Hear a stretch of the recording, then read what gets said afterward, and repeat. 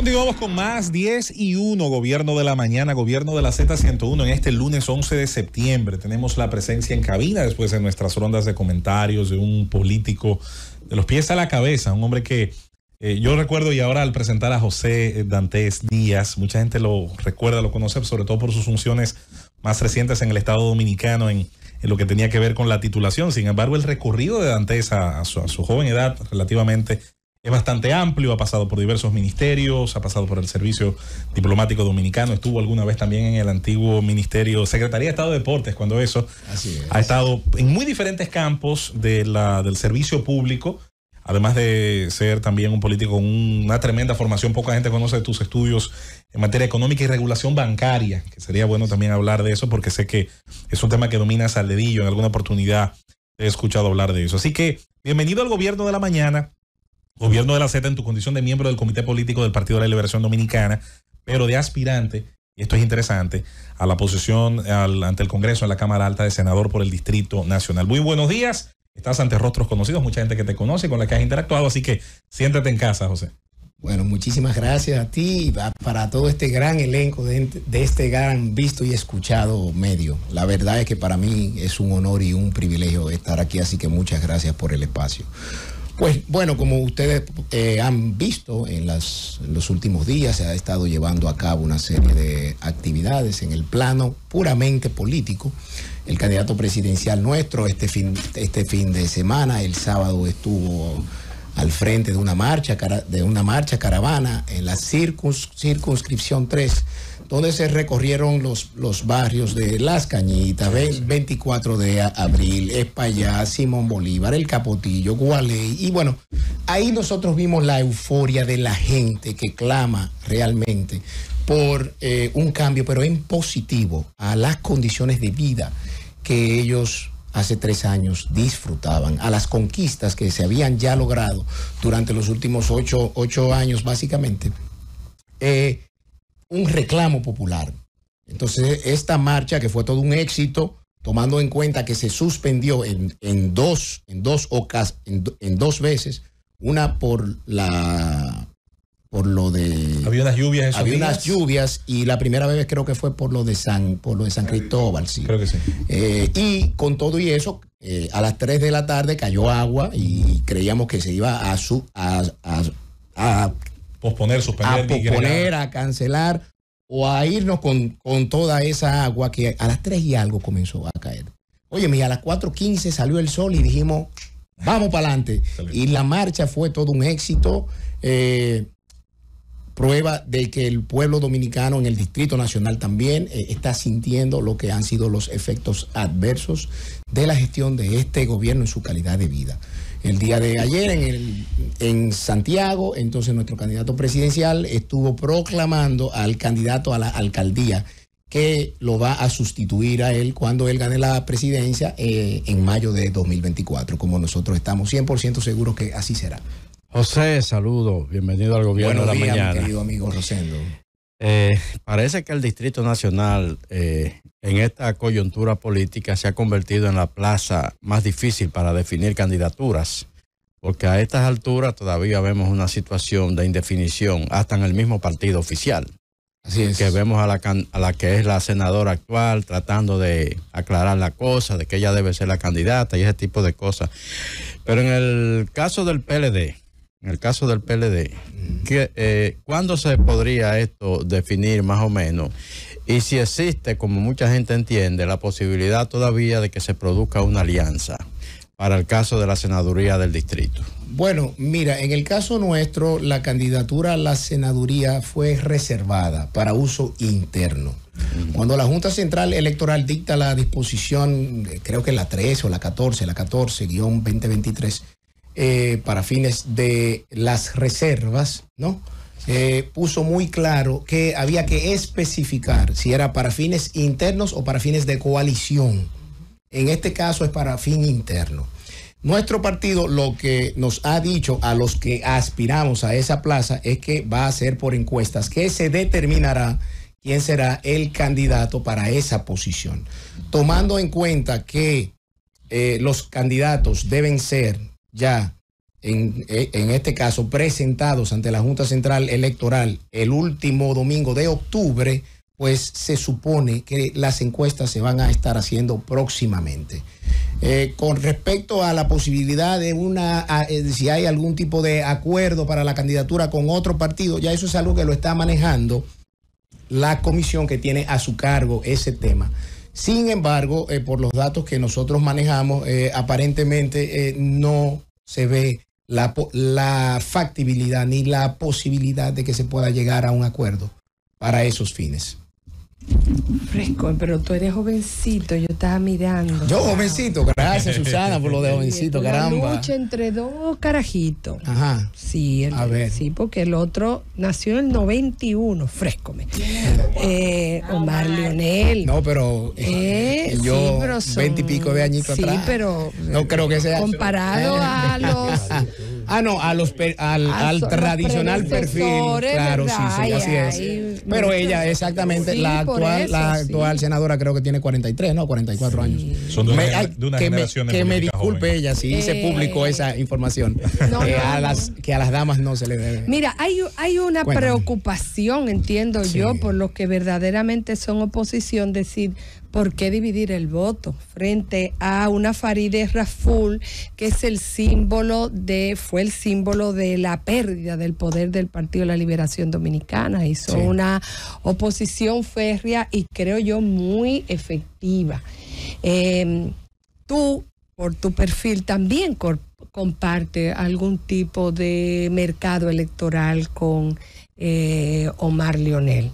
Y muchos entienden que si va el Partido de la Liberación Dominicana contigo y va la Fuerza del Pueblo con Omar Lionel, eso es dividir el voto. Y posiblemente tendremos a Farideh 4 años más.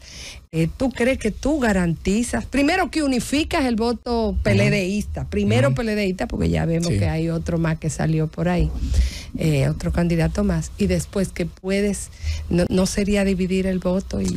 Mira, pudiera verse así, como que se divide, pero realmente la candidatura o las aspiraciones de consenso que se estaban construyendo a lo interno de nuestro partido eran en torno a las nuestras.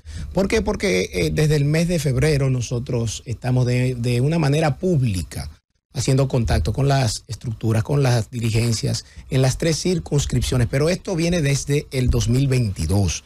Ahora, ¿qué ocurre con respecto a la división que tú me señalas?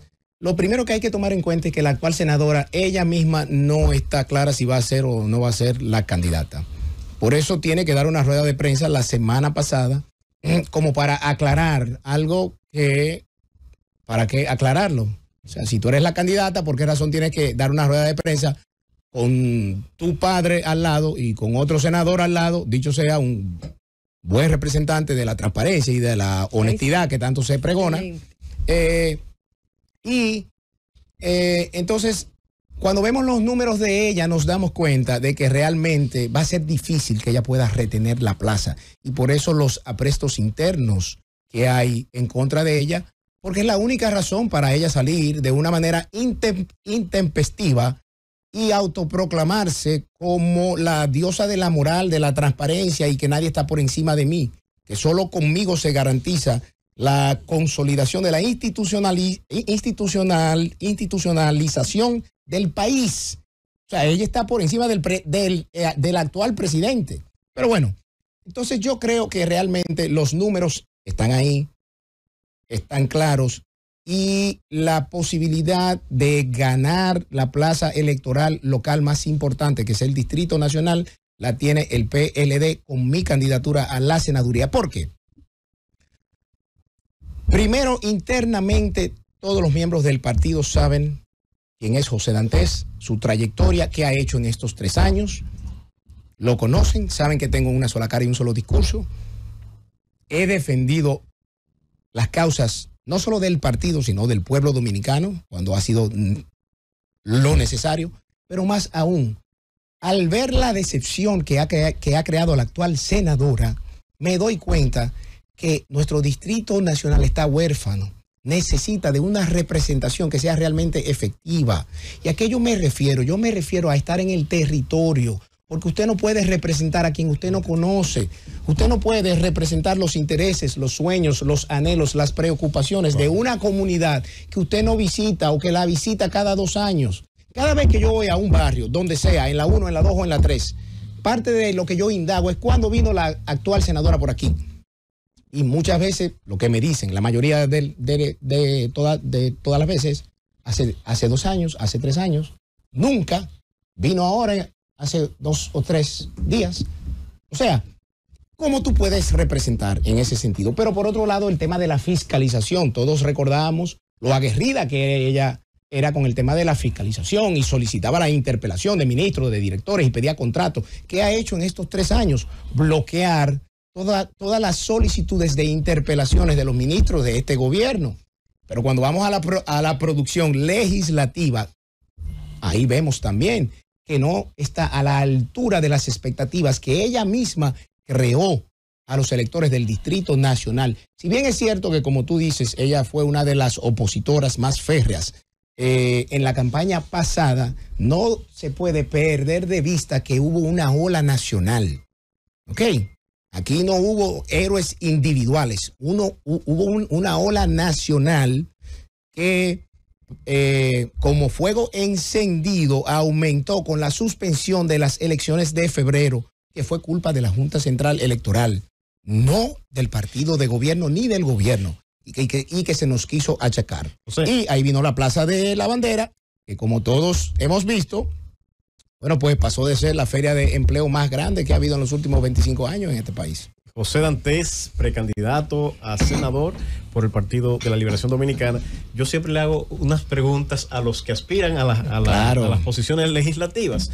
Y sobre todo en esta plaza, que es una plaza que por la media de educación y formación es muy exigente, sobre todo en estos temas de índole ideológico y a lo que les rehuyen muchos. En la circunscripción 1 y 2 hasta cierto punto. Exactamente. Entonces, en ese orden yo tengo, son 4 elementos que quisiera saber tu opinión, y es respecto a las 3 causales, la eutanasia, la enseñanza de la Biblia en las escuelas y el matrimonio igualitario. Quiero saber cuál es tu punto de vista para edificar a ese público al que te diriges y al que aspiras que vote por ti. Muchísimas gracias. Wow, viniste duro. Mira, a favor de la verdad se la hace a todos los, a cada uno de los. Excelente.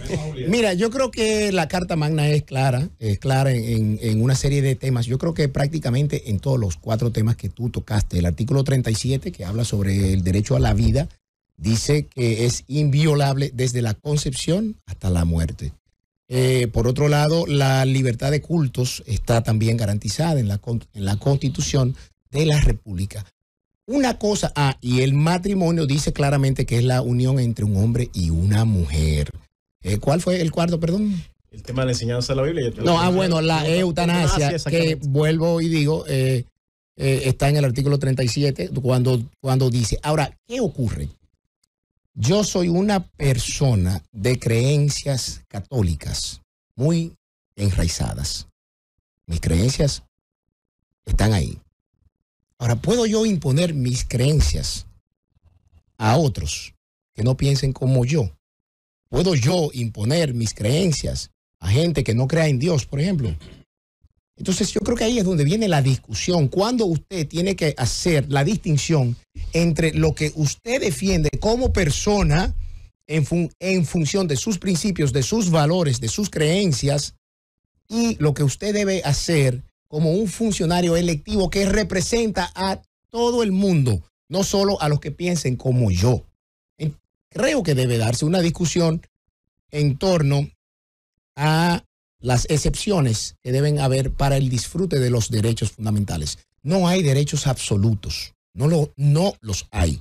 Por eso hay una reserva de ley en el artículo 74.2 de la Constitución donde dice que cualquier tipo de restricción será por ley. Entonces, en ese sentido, yo creo que deberá verse cómo, en cuáles circunstancias se pudieran restringir ciertos derechos. Ahora bien, con respecto al matrimonio, entiendo yo al matrimonio como institución, hay que mantenerlo tal cual se encuentra. Sin embargo, como católico, como ser humano, como católico y como abogado, entiendo que el Estado tiene que buscarle una solución a situaciones de hecho que se dan en la sociedad, donde dos personas libre y voluntariamente consienten convivir juntos,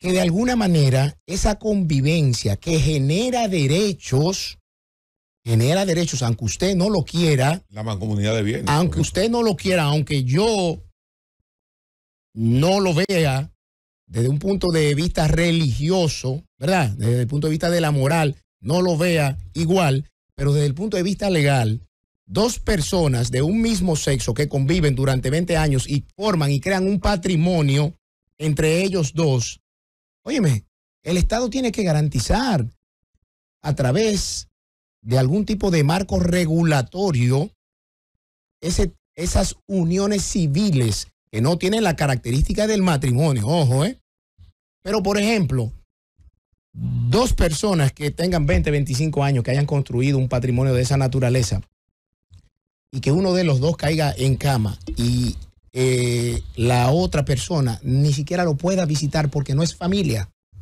Yo creo que eso no es justo. O que hayan construido un patrimonio durante 20, 25 años juntos y uno de los dos, una de las dos muere y ese patrimonio, en función de lo que actualmente dice el Código Civil, va a ¿quiénes? A cualquiera menos a la persona que compartió y que construyó ese patrimonio con esa persona. Eso no me parece justo. Y el Papa Francisco inclusive ha dicho en reiteradas ocasiones que los estados deben buscarle una solución a ese tema por la justicia, porque la iglesia, en este caso la nuestra, la católica, no le cierra las puertas a nadie. Y lo que quiere es lo justo y lo que quiere es lo que en lo legal se pueda llevar a cabo y en lo humano. Ya en el aspecto de la creencia, de la moral, eso es otro tema. Entonces, eso es lo que yo creo de cada uno de esos. La eutanasia, vuelvo y digo, el artículo 37, dice que la vida es inviolable, por lo que la intervención humana por cualquier medio, pues no se permite hasta tanto no se regule. José Dantes, candidato a senador. Sí, candidato. Sí, ya yo soy el candidato, tú lo puedes tener por seguro. Cuando hagan las encuestas, tú te vas a dar cuenta. Nuestro partido tiene encuestas y ellos saben bien quién es que la está liderando, pero bueno. Mire, tú eres dirigente. No te dejes, Felipe, adelante con tu pregunta. Adelante con tu pregunta, Felipe. Iván sabe que lo quiero mucho. Mira, hay un elemento, y tú fuiste director de la unidad de titulación. La comisión de titulación. Yo pienso que uno de los actos de justicia social más importantes es dotar a una persona de un título que le permita incluso, porque eso aumenta el patrimonio y es sujeto de crédito. ¿Cómo impactó la titulación de tierra? ¿Qué cantidad de títulos entregaron a través de tu oficina? Sí. ¿Cuántos quedaron pendientes de entregar? ¿Y cómo eso impactó sobre todo en el Distrito Nacional? Sí. Que sé que hay un gran problema de que el Estado de repente te construye un proyecto de apartamento, dota a la persona de esa vivienda, pero no le entrega título porque resulta que la titularidad del terreno donde se construyeron, en la generalidad de los casos, se declara una utilidad pública del Estado, nunca lo pagan y el título sigue siempre. Residencial José Contreras, hay una parte, por ejemplo. En el caso del Palacio Nacional es lo más emblemático. Bueno, eso del Palacio Nacional para mí realmente fue más fuegos. Pero había una parte de la tierra realmente que se construyó en terreno que nunca se pagaron. Pero mira, en 5 años la comisión obtuvo más de 72,000 títulos en 24 provincias del país, impactando prácticamente a más de 280,000 ciudadanos dominicanos. Hubo títulos de esos que no se entregaron porque bueno, había una situación de conflicto en la familia donde habían varios herederos y nadie se ponía de acuerdo. Bueno, pues ese título está ahí hasta tanto ustedes resuelvan. Había uno de los hermanos que estaba fuera y que no había dado el poder consular, etcétera. Ese título está ahí hasta que usted resuelva. Había alguien que tenía que regularizar su estado civil porque salía en su cédula con una condición de casado, pero había enviudado, o casada había enviudado. Entonces había que hacer un proceso, pero mientras tanto el título de la propiedad estaba ahí.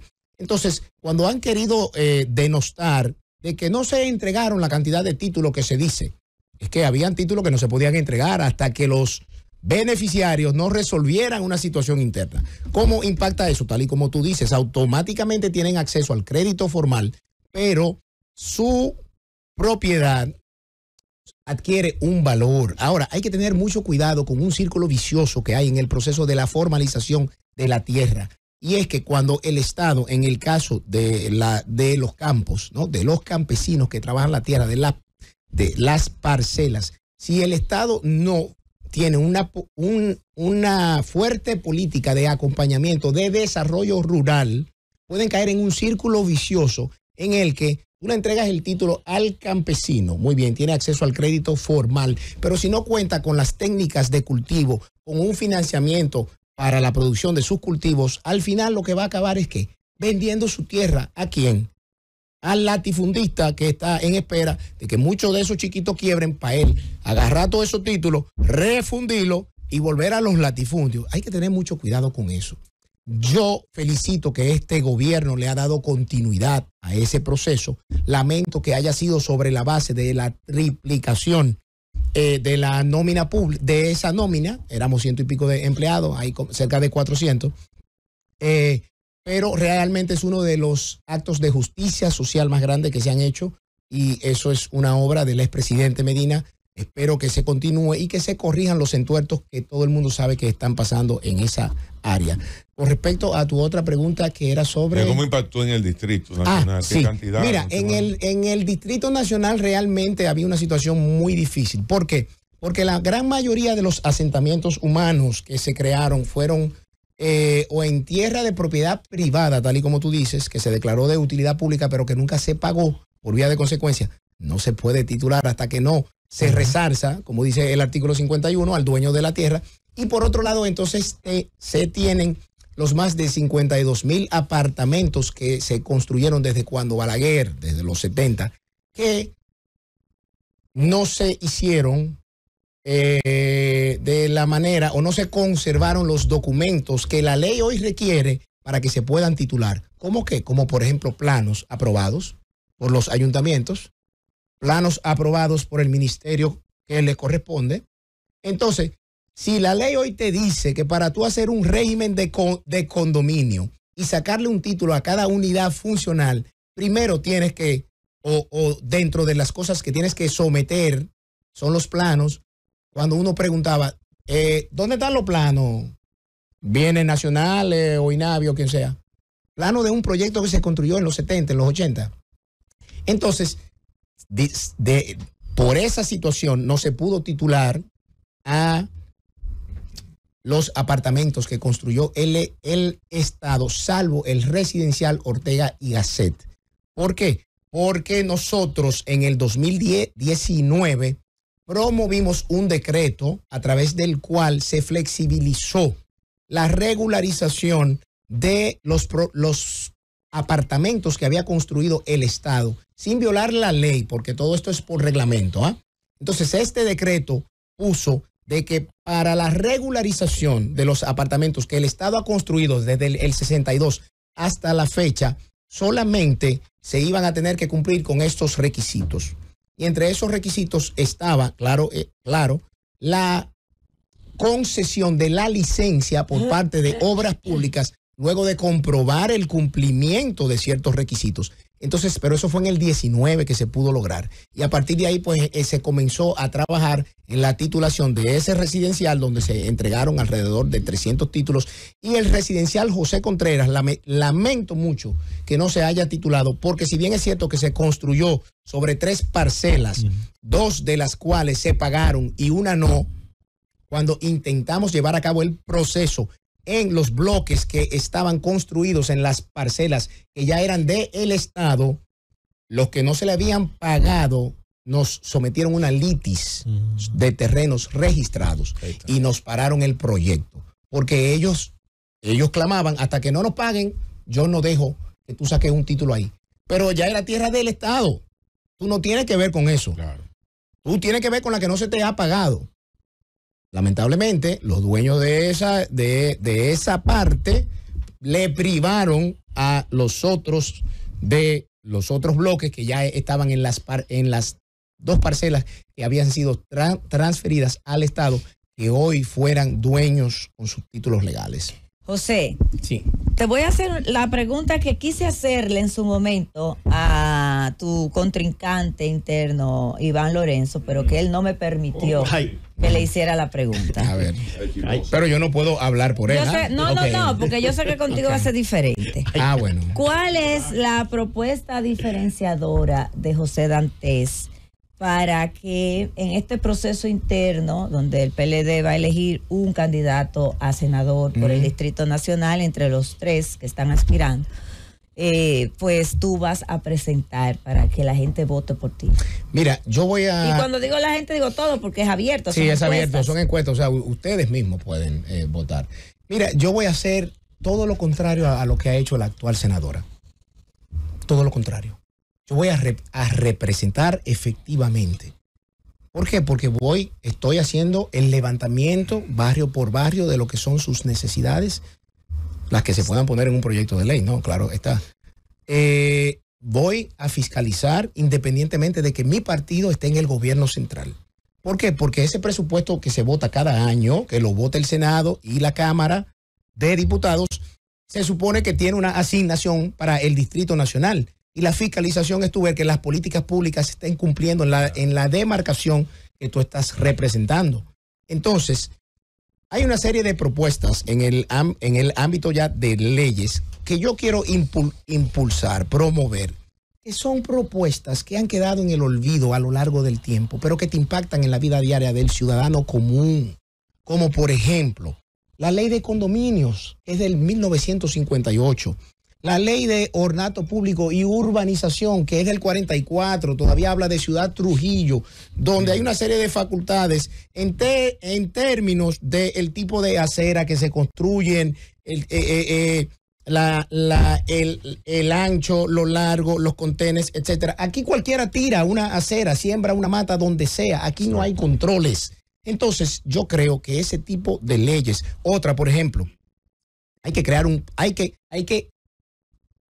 que actualizar la ley medioambiental, no solo la 6400, sino la ley de áreas protegidas, porque hay que actualizar las coordenadas de los parques nacionales por todo lo que estamos viendo. Pero además a eso se suma también que la ley antirruidos no funciona para nada. Entonces tenemos que ver de qué manera nosotros mejoramos estas leyes para que puedan ser aplicables, porque tú no haces nada con votar una ley que sea linda en el texto, pero que en la práctica tú no la puedas aplicar.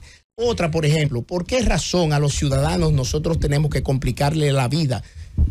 En el ámbito civil, por ejemplo, cuando una pareja se casa, que va a donde la gente usualmente llama juez civil, pero que es el oficial del Estado civil, y tú te casas y en 2 horas tú sales casado. Y para tú divorciarte, a ver, diablo, tú tienes que pasar por un proceso legal, tienes que ir a un tribunal. Puede que no, si es por mutuo consentimiento van los representantes. Ahora, ¿por qué no facultamos a ese oficial del Estado civil a través de una modificación de la ley de divorcio para que pueda también divorciar en casos simples, en casos de mutuo consentimiento? O sea, leyes que impacten, que faciliten la vida diaria del ciudadano común, sin dejar de lado los grandes proyectos, el Código Penal, que tenemos 21 años discutiéndolo, el Código Civil, el Código de Procedimiento Civil, el Código de Familia, que necesita una actualización. Pero hay otro tema que me interesa muchísimo. Aquí hay un problema increciendo que no se le está prestando el debido caso.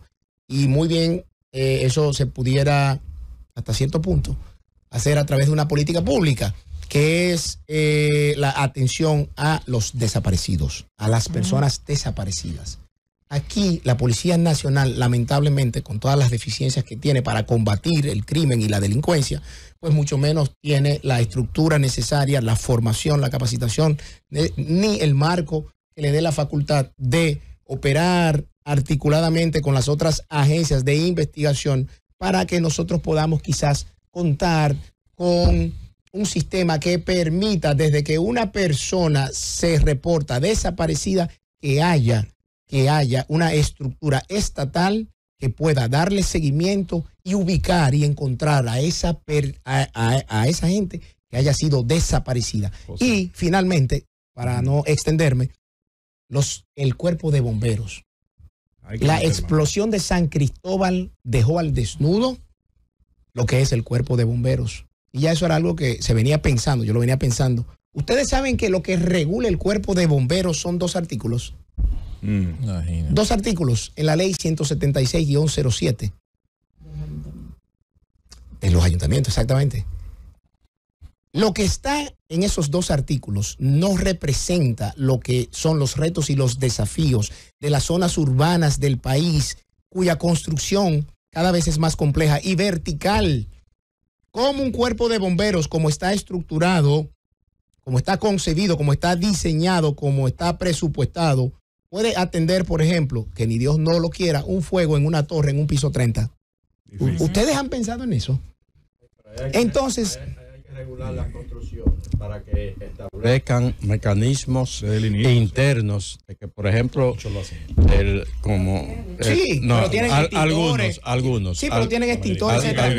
No, pero no extintores. Son conexiones de manguera. Sí, conexiones de manguera. Para que el bombero se pueda conectar abajo. Pero hasta en los países de primer mundo, aún con todas esas cosas, pasan catástrofes que requieren que los cuerpos de bomberos tengan que actuar. Entonces, ¿qué le pasaría al Distrito Nacional si ocurriría una catástrofe en torres, en plazas comerciales de gran altura? Entonces, yo creo que hay que sentarse a sacar esos 2 artículos, que me da 2 artículos de una ley, y crear una ley que reconfigure el cuerpo de bomberos, dotándolo de cierto nivel de autonomía administrativa. El ministro de Interior está proponiendo un cuerpo de bomberos nacional. Sí. No, bueno, un cuerpo de ¿qué? De bomberos nacional. Yo ahí tengo mis diferencias.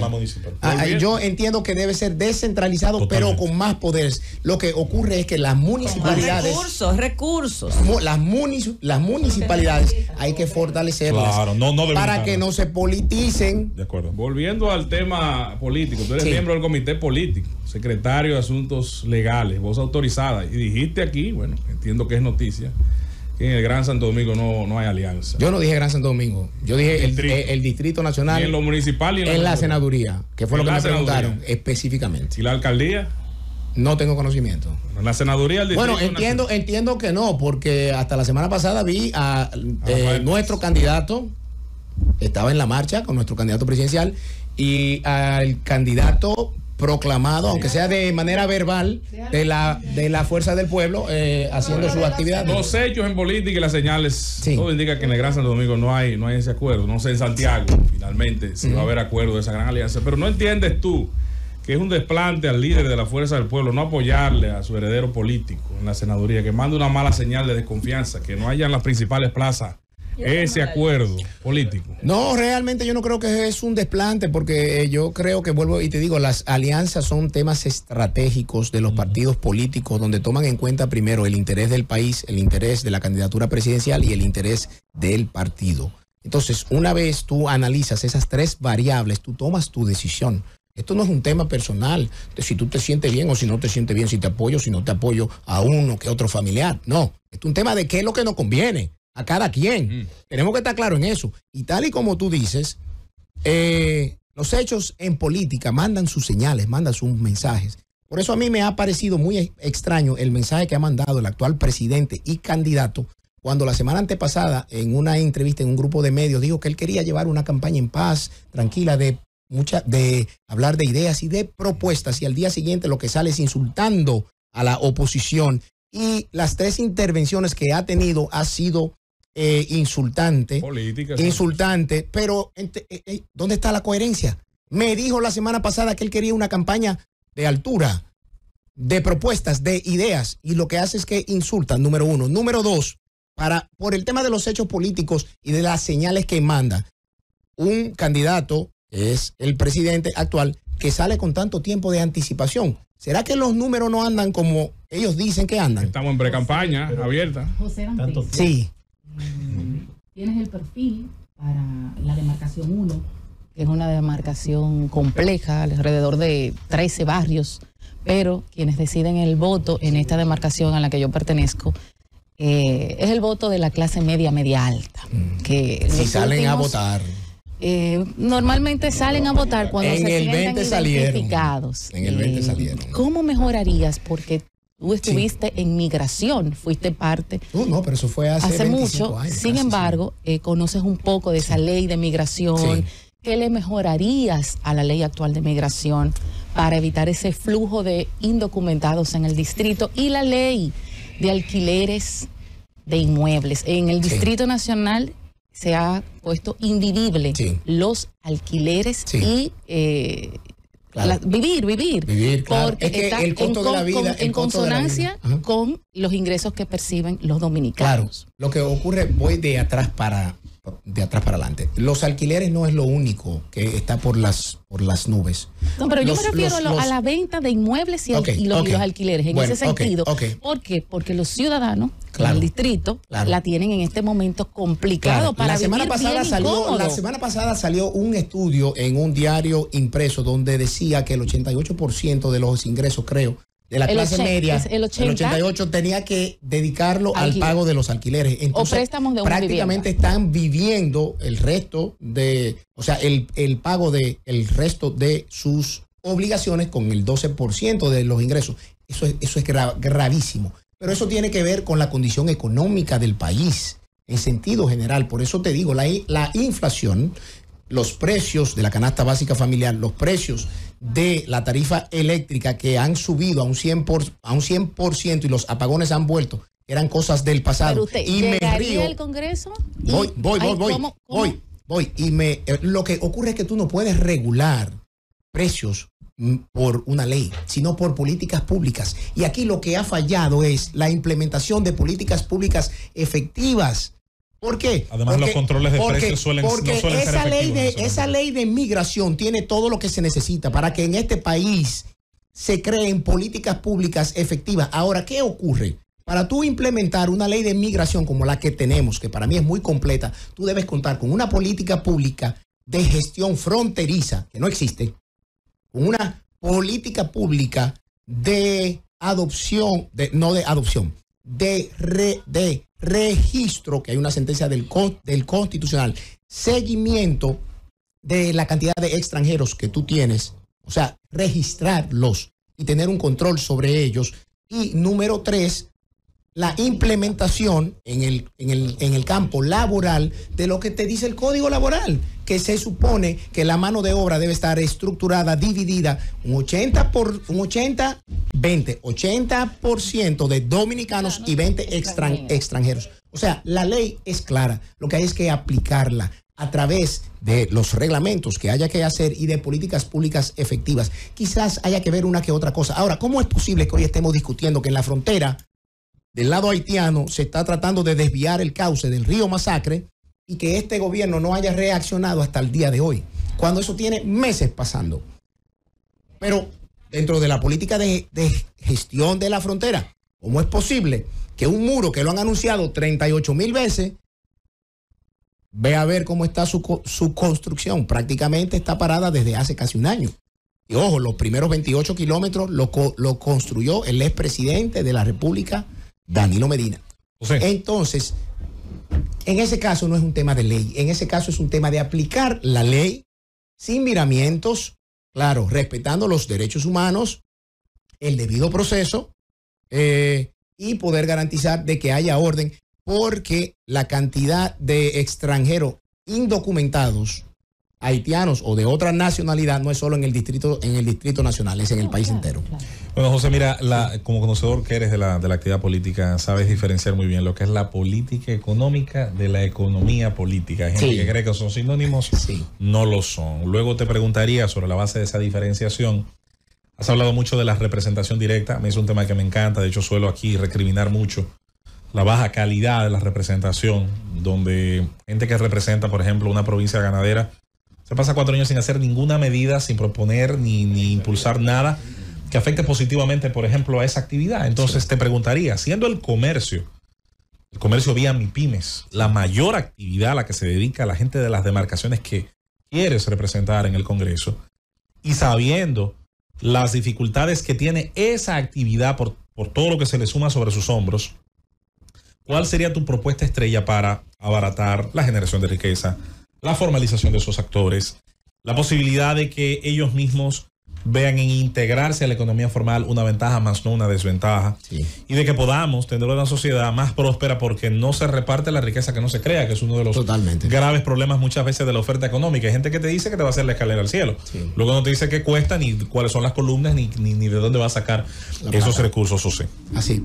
Mira, sobre el tema, por ejemplo, de la producción agropecuaria, yo entiendo que así como ese sector, otros sectores productivos nacionales que están agrupados en micro, pequeñas y medianas empresas, realmente se les ha fallado en estos 3 años a través de políticas públicas de acceso a financiamiento blando. Yo recuerdo que Banca Solidaria estuvo ahí, la tasa de morosidad o de impago era de menos de un 1%. El pobre paga cuando produce. El pobre paga. Por eso el expresidente Medina decía que el pobre era buena paga. Entonces yo realmente creo que nosotros tenemos un viceministerio de apoyo a las pymes que para mí no existe. Digo que no existe porque lo que hemos visto en términos de recortes presupuestarios al sector de las pymes es más de 2.500 millones de pesos, creo, en el último presupuesto. Entonces, ¿dónde está el apoyo del gobierno a la pequeña, a la micro, a la pequeña, a la mediana empresa para que justamente pueda hacer esa cadena de valor y crear esas riquezas y esos empleos? Ahora, vámonos al campo. Tú me hablas de, por ejemplo, de los ganaderos, así como me puedes hablar de cualquier otro rubro del sector agropecuario. Yo creo que ya llegó la hora de transformar al IAD en un instituto de desarrollo rural. Ya la reforma agraria pasó, señores. Por Dios, eso fue en el año 62. Del 62 a los 70 y pico, muy bien, hasta los 80. Bueno, Balaguer lamentablemente fue parte de quien la implementó. Y en mi pueblo dicen que fue más una reforma inmobiliaria, pero bueno, dejémoslo de esa manera. Sí. Pero yo creo que ya no tiene sentido verlo desde ese punto de vista. Hay que transformar a ese instituto para que sea un instituto de desarrollo rural que acompañe a los sectores productivos, tanto ya sea a los ganaderos, ya sea a los productores de ciclo corto, ya sea a los de arroz, a los distintos rubros, acompañarlo ¿con qué?